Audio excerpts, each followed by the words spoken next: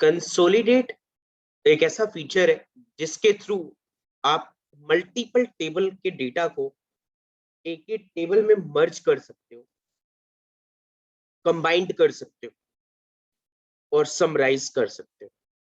तो जैसे कि एक फर्स्ट और सेकंड सेम का डेटा है आपके पास, एक क्लास का मार्कशीट है आपके पास, तो फर्स्ट सेम की अलग है, सेकंड सेम की अलग है। तो अब आपको कंबाइंड करना है, उसको कंबाइंड डेटा बनाना है उसका। तो आप कैसे बनाएंगे वो समझिए, और एग्जांपल के साथ प्रॉपर समझाऊंगा, तो ध्यान से देखिएगा, जो भी डाउट हो साथ के साथ क्लियर करिएगा। आवाज और स्क्रीन प्रॉपर है स्टूडेंट आप सभी को?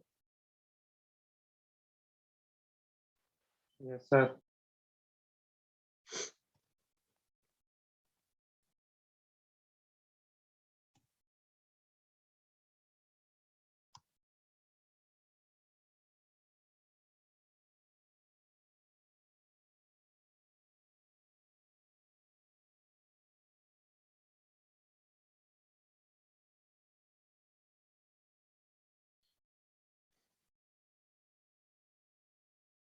यस, तो देखिए आपके सामने है कि यहाँ पर एक डेटा है फर्स्ट सेम का और यहाँ सेकंड सेम का है, कि इसमें मैंने थोड़ा नंबर अलग कर दिए और इसमें नंबर अलग कर दिए, बट ये जो सब्जेक्ट के नेम और स्टूडेंट के नेम है वो सेम है।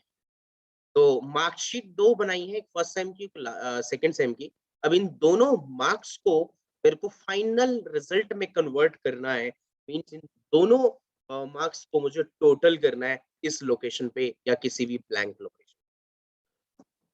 तो दोनों को कंबाइंड करने के लिए कंसोलिडेट फीचर का यूज करते हैं, जिसमें सबसे पहले एक ब्लैंक सेल को आप चूज करोगे और कंसोलिडेट फीचर में जाओगे, और यहां पर रेफरेंस के अंदर एक पहली टेबल को सेलेक्ट कर लोगे और ऐड कर दोगे।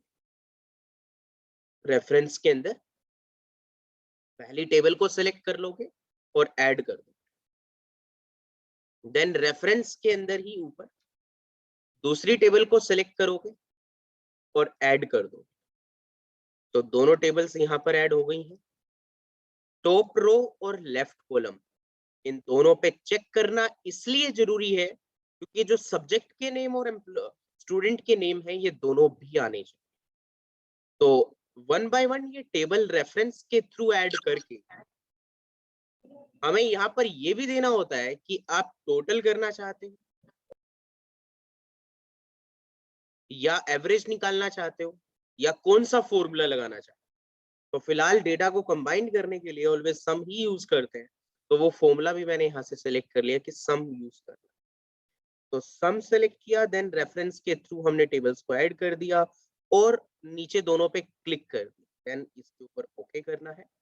तो अब क्या देख रहे हो, 55 प्लस 63 180, 66 प्लस 66 132, 121 प्लस 129 250। इस तरीके से इस पूरे डेटा का इसने टोटल कर दिया। सब्जेक्ट के नेम भी दे रहा है, स्टूडेंट के नेम भी दे रहा है। यहाँ पर ये नेम हमें खुद से लिखना होता है, बाय डिफॉल्ट ये अपने आप हट जाता है क्योंकि रो और कॉलम दोनों क्रैश हो जाते हैं। तो इसलिए हमको ये दोनों खुद से ही टाइप करना पड़ता है नेम, बाकी ये डेटा को कंबाइन करके दे देगा। एक बार और बताता हूँ, ध्यान से समझिएगा। सबसे पहले आप ब्लैंक सेल में कर्सर रख लो और यहाँ पर एक ऑप्शन आपको मिलेगा कंसोलिडेट के नाम से।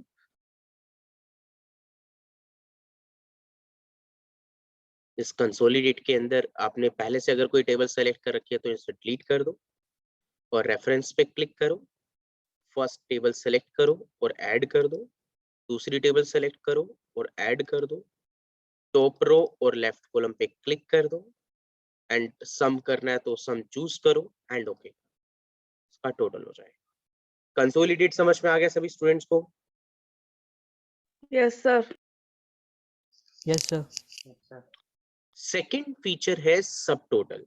अभी कंसोलिडेट के बाद डायरेक्ट मैं आपको सब टोटल करवा रहा हूँ। इसमें वोटिफ एनालिसिस का एक फीचर है, ये मैं आपको बाद में बताता हूँ, मोस्ट इंपोर्टेंट रहती है बेसिकली ये मैं आपको क्लियर करूंगा बाद में, बट पहले सब टोटल अभी मैं आपको कवर करवा रहा हूँ।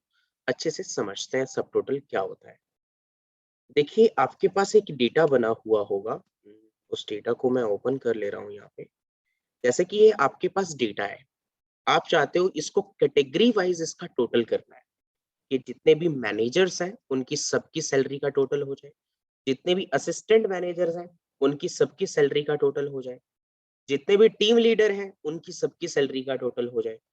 तो अगर आप एक साथ category wise designation wise data का सैलरीज का टोटल करना चाहते हो तो सब टोटल फीचर का यूज करते हैं।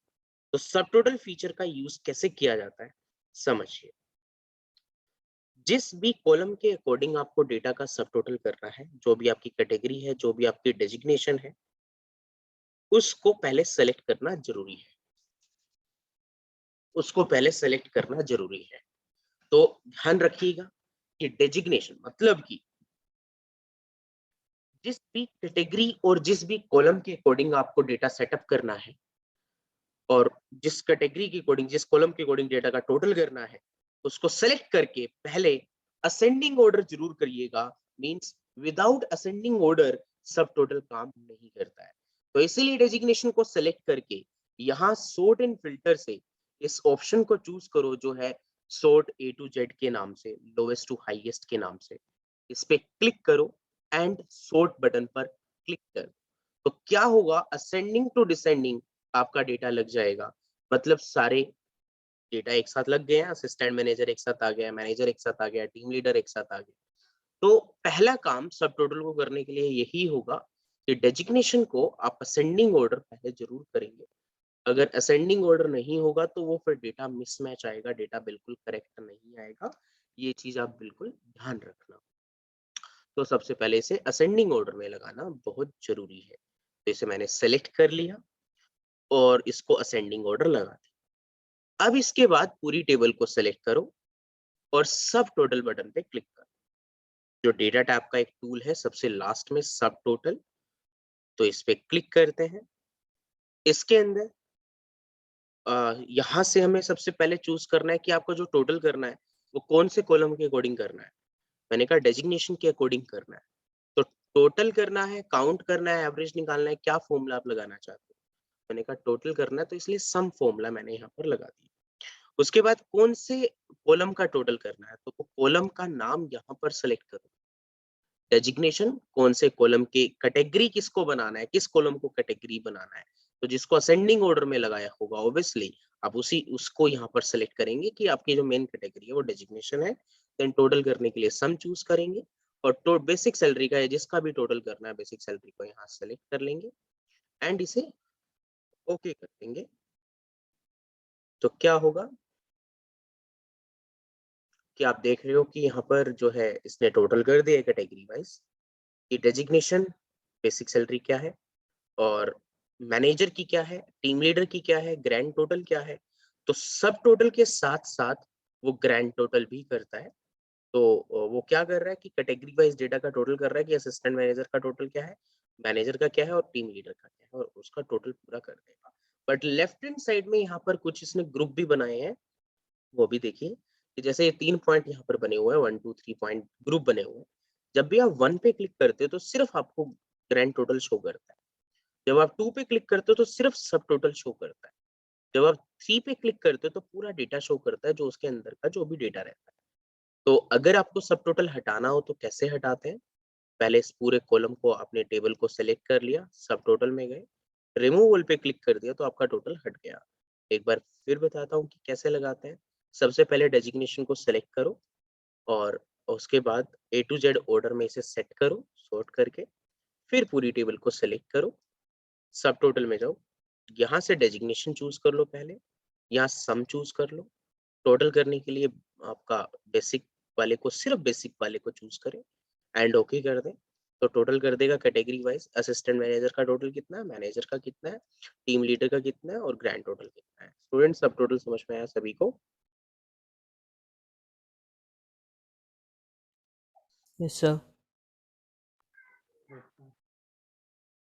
और अगर इसे हटाना हो तो आप कैसे हटाते हैं, तो उसको सेलेक्ट करें, सब टोटल में जाए और रिमूव ऑल बटन पे क्लिक कर दें तो सब टोटल उस फीचर से हट जाएगा।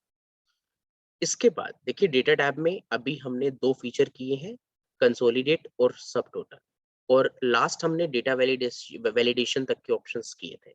अब इसमें एक और कॉन्सेप्ट है जो कि मैं आपको नेक्स्ट क्लास में समझाने वाला हूँ। It's name what if analysis. तो व्हाट इफ एनालिसिस हम नेक्स्ट क्लास में करेंगे। उससे पहले एक फॉर्मूला टैब का एक ग्रुप है, डिफाइन नेम और फॉर्मूला ऑडिटिंग। तो ये दोनों भी मैं आप लोगों को आज कवर करवा रहा हूँ उसके साथ। तो डिफाइन नेम क्या होता है, ये फॉर्मूला टैब का ऑप्शन है बेसिकली, ध्यान रखना। डिफाइन नेम क्या है, उसके क्या क्या यूजेस हैं, क्या क्या फीचर है, एग्जाम्पल के साथ प्रॉपर समझते हैं। तो ध्यान से समझना इन ऑप्शंस को आप लोग। तो बात कर रहे हैं हम फॉर्मूला टैब के अंदर डिफाइन नेम की। पर्टिकुलर अगर आपने किसी भी सिलेक्टेड रेंज का अगर नाम डिफाइन करना है कि स्पेसिफिकली उस रेंज का नाम क्या है। सपोज अगर आपने किसी एड्रेस का नाम रखना है, एग्जाम्पल है जैसे कि कोई भी एक नॉर्मल रेंज होती है, तो उस रेंज का आप नाम डिफाइन करना चाहते हैं। एक एग्जाम्पल एक जो नॉर्मल एक एग्जाम्पल है वो ये दे सकता हूँ कि जैसे कि ऑक्सफोर्ड जिस बिल्डिंग में स्टोर्ड है, लाइक उसका एड्रेस है E10, राइट। E10 मतलब कि ऑक्सफोर्ड इंस्टीट्यूट अभी जहां पर है साउथ एक्स में, उसका एड्रेस है E block 10 number building, right. But as a institution, as a organisation, इस कंपनी ने अपना नाम क्या रखा हुआ है, ऑक्सफोर्ड। तो उस E10 को तो कोई ऐसे लोग नहीं जानते होंगे। बट जब भी यहाँ कोई स्टूडेंट आता है, जब भी कोई यहाँ पर कोई भी इंक्वायरी करने आता है, स्टूडेंट एनरोल करता है, तो स्पेसिफिकली कंपनी का नाम अपने माइंड में सेट करके आता है, या फिर एक इंस्टीट्यूट का नाम जो है उसको पता होता है कि किस नाम से इंस्टीट्यूट है। उसको ये तो नहीं पता होता कि E10 पर इंस्टीट्यूट है, बट पहले तो उसको यही पता होगा ना कि ऑक्सफोर्ड है। बाद में वो एड्रेस फाइंड आउट करता है कि ऑक्सफोर्ड किस में स्टोर्ड है।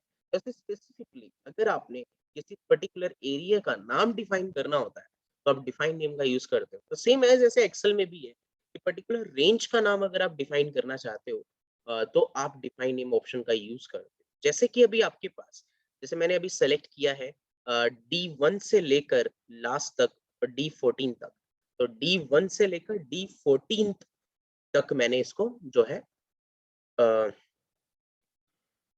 क्या दिया है, सेलेक्ट किया है। तो अभी इसका एड्रेस D1 टू D14 है। बट इस D1 टू D14 का जो एड्रेस का जो नाम है, वो मैं और कुछ रखना चाहता हूँ। मतलब अपना नाम रखना चाहता हूँ, अपनी कंपनी का नाम रखना चाहता हूँ, या बेसिक रखना चाहता हूँ।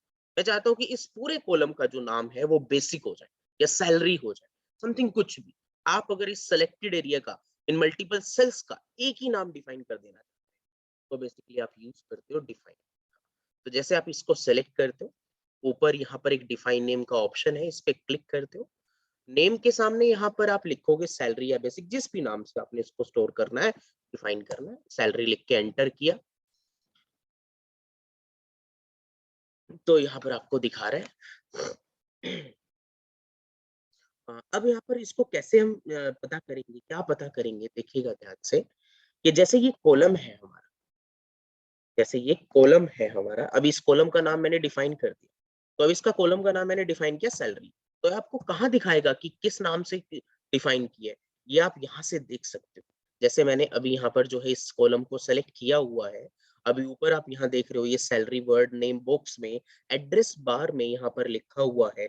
मतलब इस एरिया का नाम, इस रेंज का नाम मैंने सैलरी लिख दिया, सैलरी डिफाइन हो गया। वो हमें इस नेम और एड्रेस बार से ही बता रहा है।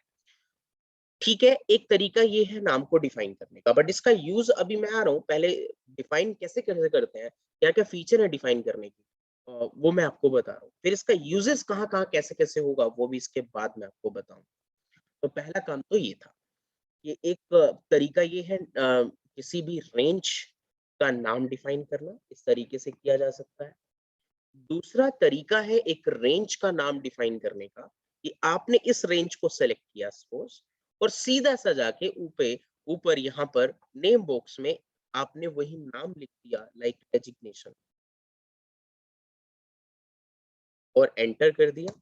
तो अब इस वाले एरिया का जो नाम हो गया वो डेजिग्नेशन हो गया। आप कभी भी सेलेक्ट करोगे, C1 से लेके C14 तक सेलेक्ट करोगे कभी भी, तो ऑटोमेटिकली उसका जो नाम आ जाएगा वो आपका डेजिग्नेशन यहाँ पर नाम बॉक्स में शो करने लग जाएगा।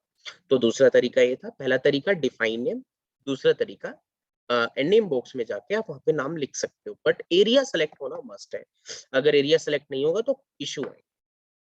अब देखिए मोस्ट इंपॉर्टेंट थिंग मैं आप लोगों को एक और अभी समझाने जा रहा हूँ, प्लीज आप लोग ध्यान से समझिएगा। जैसे शीट 4 के ऊपर शीट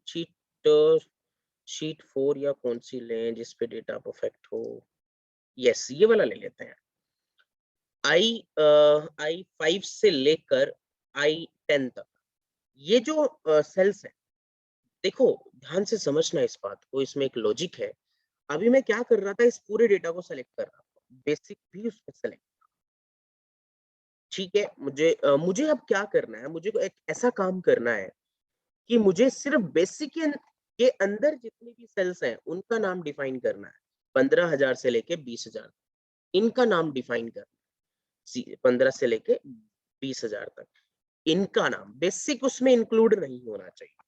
तो एक तरीका तो यही है कि 15,000 को सिलेक्ट करके 20,000 तक सिलेक्ट कर लो और डिफाइन नेम पे क्लिक करके ऊपर लिख दो सैलरी बेसिक जो भी लिखना है। एक तरीका ये है आपके पास, बट एक और इजीएस्ट वे आपको एक्सेल ने दिया हुआ है कि आप पूरे कॉलम को सेलेक्ट करके यहाँ पर एक ऑप्शन दिया होगा क्रिएट फ्रॉम सिलेक्शन। इस क्रिएट फ्रॉम सिलेक्शन में क्या होता है समझिए ध्यान से, कि जैसे ही आप इस एरिया को सेलेक्ट करते हो, जैसे पूरा एरिया भी आपने सेलेक्ट किया, आप चाहते हो कि 15,000 से लेके 20,000 तक की वैल्यू का आपका जो है क्या बनना चाहिए, डिफाइन नेम होना चाहिए 15 से लेके 20 तक का, जिसमें बेसिक वाला सेल इंक्लूड ना हो। आप चाहते हो सिर्फ इसके अंदर जो वैल्यू लिखी हुई है उनका नाम डिफाइन करना चाहते हो, तो एक तरीका तो सिंपल ये है कि जो जिसको भी डिफाइन करना है उसको सेलेक्ट करके डिफाइन नेम में जाके उसका नाम लिख दो। बट एक आसान तरीका मैं आप लोगों को समझा रहा हूँ कि आप पूरे कॉलम को सेलेक्ट करो, जिसमें क्या करेगा वो सिर्फ इतने एरिया का आपको नाम डिफाइन करके दे देगा 15,000 से लेके 20,000 तक। तो आप पूरे डेटा को सेलेक्ट करो और क्रिएट फ्रॉम सिलेक्शन एक ऑप्शन देख रहे हो आप यहाँ पर, इस क्रिएट फ्रॉम सिलेक्शन वाले बटन पे इसके अंदर टॉप रो पे क्लिक करो। अब ये क्या है, मींस कि ये कह रहा है कि जो इस एरिया के टॉप रो में जो नाम लिखा हुआ है ना, वही इन सभी सेल्स का नाम डिफाइन हो जाने वाला है। मतलब कि 15,000 से लेके 20,000 तक के सेल्स का जो नाम अपने आप ये डिफाइन कर लेगा, उसका नाम होगा बेसिक। तो जैसे ही मैं टॉप रो पे क्लिक करके ओके करता हूँ, मैंने कहा कि इस एरिया में जो टॉप रो में जो नाम लिखा हुआ है वो इन सभी का सेल्स का नाम डिफाइन हो जाए। तो जैसे ओके करता हूँ, तो अभी आप देख रहे हो, अभी तो यहाँ पर I4 ही दिखा रहा है ऊपर यहाँ पर, बट अगर मैं 15,000 रुपए से यहाँ 20,000 रुपए तक का डेटा सेलेक्ट करता हूँ, तो अब ऊपर देखो यहाँ पर कितना आपको शो कर रहा है, बेसिक, सिर्फ बेसिक। क्योंकि अब मैंने थोड़ा इजीएस्ट वे लिया है कि पूरा कॉलम सेलेक्ट कर लिया, और ये क्या करेगा क्रिएट फ्रॉम सिलेक्शन पे क्लिक करने के बाद, ओके करने के बाद, कि यहाँ पर जो मैनेजर से लेकर नीचे तक का डेटा है असिस्टेंट मैनेजर तक का, उसका नाम डेजिग्नेशन कर दे। स्टूडेंट समझ में आया आपको तीसरा वे, यस और not? Yes, sir. Yes, sir. Students कहाँ हैं आप लोग बेटा? Yes, sir. Yes, sir. हम्म।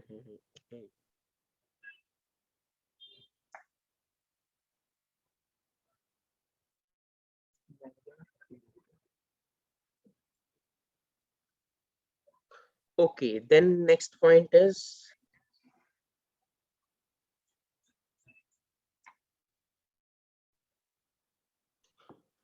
नेक्स्ट पॉइंट क्या है कि अभी इनका यूज क्या है। जैसे आपने नाम को डिफाइन तो करना सीख लिया डिफरेंट डिफरेंट वे से, बट यूज करना देखिए कि क्या होता है।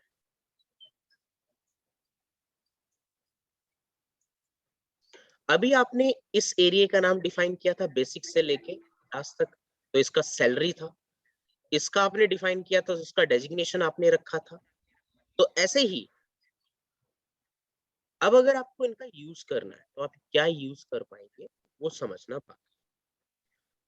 फर्स्ट यूज कि जैसे अभी ये शीट 1 पे है, अब मैं शीट 4 पे काम कर रहा हूँ, मेरे को डायरेक्ट उसी सैलरी वाले डेटा पे जाना है जो मैंने जिनका डिफाइन नेम किया था।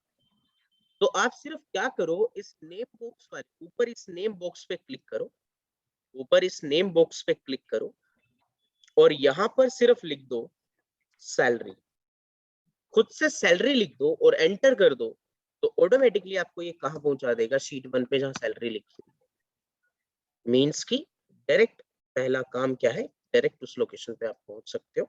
पहला काम क्या है कि डायरेक्ट उसी लोकेशन पे पहुंच सकते हो जहाँ सैलरी लिखी हुई है। सपोज आप शीट 2 पे काम कर रहे हो और आपने यहाँ पर सैलरी लिखा नेम बॉक्स में और एंटर किया, डायरेक्ट उसी शीट पे पहुंचा देगा जहाँ सैलरी मेंशन्ड है, जहाँ सैलरी मेंशन्ड है। तो इस तरीके से आप सैलरी के ऊपर पहला काम यूज देख सकते हो।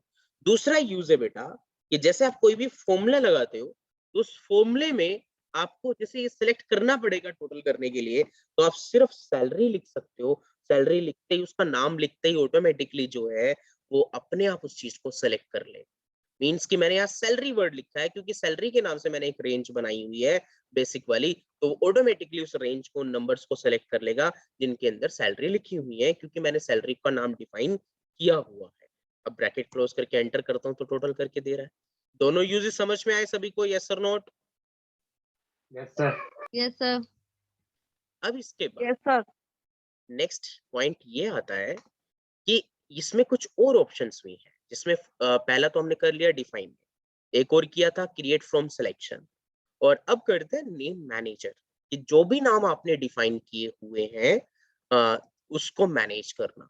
तो डेजिग्नेशन का दिया हुआ है बेसिक सैलरी का, अगर इनको एडिट करना है, इनके नाम को डिलीट करना है इनके नाम को, तो आप उसको सेलेक्ट करके यहाँ पे एडिट कर सकते हो, और या डिलीट करना है तो आप उसे इसको सेलेक्ट करके डिलीट कर सकते हो। तो इस तरीके से एडिट और डिलीट करने का काम नेम मैनेजर के अंदर जाके आप कर पाओगे। Fourth option is using formula. जैसे कि अभी मैंने सैलरी को फॉर्मूले में यूज किया, तो अभी तो मुझे याद था कि उसका नाम सैलरी है। तो अगर ऐसे किसी भी रेंज का नाम आप भूल जाओ कि इसका नाम क्या था, तो आप यूजिंग, जैसे फॉर्मूला लगा रहे हो equals to sum bracket start, तो आप क्या करो, इस यूजिंग फॉर्मूला बटन पे क्लिक करो, और यहाँ पर आपके पास अलग-अलग क्राइटेरिया आएंगे नाम के कि आपने कौन से सेल को सिलेक्ट करना है। मैंने कहा सैलरी को सिलेक्ट करना है, तो सैलरी पे क्लिक किया तो ऑटोमेटिकली यहाँ पर ये सैलरी सिलेक्ट हो गई। अब हमें नाम भी नहीं लिखना पड़ा, जिससे जिससे ये अपने आप उस चीज को फाइंड आउट कर रहा है, उसका टोटल करके यहाँ पर ऑटोमेटिकली दे रहा है। तो अब यहाँ पर एक बार फिर बताता हूँ, equals to sum bracket start, यहाँ पर यूजिंग फॉर्मूला में गए और सैलरी बटन वर्ड पे क्लिक कर दिया, तो ऑटोमेटिकली यहाँ पर वो सैलरी सेलेक्ट हो जाएगी, ब्रैकेट क्लोज हो गई और एंटर कर दो। तो यूजिंग फॉर्मूला के अंदर भी आप किसी भी नाम को डायरेक्ट यहाँ से क्लिक करके इंसर्ट करवा सकते हो और यूज कर सकते हो। तो ये था डिफाइन नेम का ऑप्शन, जो चारों ऑप्शन कवर कर दिए, कैसे डिफाइन करते हैं वो बता दिया, और यूजर उसका जो यूज है वो भी आपको बता दिया। तो इसमें अगर कोई डाउट है तो आप पूछ सकते हैं पहले। No, sir. Next thing is कि अगर आपको फॉर्मूला ऑडिटिंग करना है, तो ये फॉर्मूला ऑडिटिंग का क्या कंसेप्ट है। फॉर्मूला ऑडिटिंग एक ऐसा कॉन्सेप्ट है, बेसिकली अगर आपने कहीं पे भी कोई फॉर्मूला लगा रखा है तो उसको चेक करना है ये वो फॉर्मूला कहाँ से बना है, उसके अंदर कौन कौन सी वैल्यूज है। उसको चेक करने का काम फॉर्मूला ऑडिटिंग का होता है। इससे पहले एक काम करिए स्टूडेंट, आप लोग अपनी क्लास को एक बार डिस्कनेक्ट रिकनेक्ट करिए 1 मिनट में।